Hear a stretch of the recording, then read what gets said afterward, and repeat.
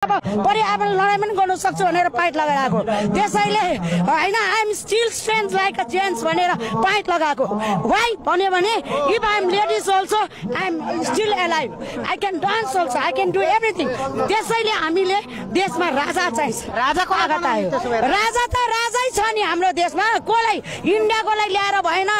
के रे चाइनाको अमेरिकाको ल्याएर कहाँ हुन्छ त राजा हाम्रो ज्ञानेन्द्र शाह परिवारहरू जिउँदै छ त उहाँको नाति छ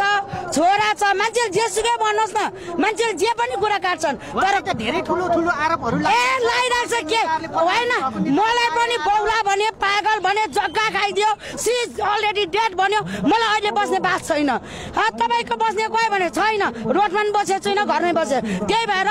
यस्तो आरोप प्रत्यारोपण लागिरहेको छ राजा देशलाई चाहिन्छ राजाले आँट गरिराखेको छ अब राजाले विकल्प के गर्नु पर्यो भने यो आन्दोलन गरिरहेको हुन्छ राजाले उलाई यो के भन्छ आर्मी र यो के रे पुलिसको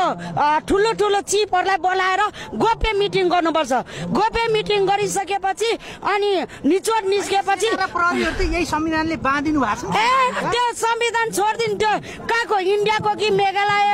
के रे चाइनाको कि अफगानिस्तानको कि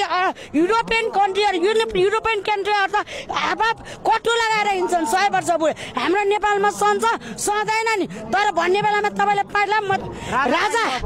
राजा मैले पहिले भनेको सडकमा यो काठमाडौँको सडकमा 10 लाख 20 लाख मान्छे ल्याएर राजा फालेको हो त्यो कुरा हैन हैन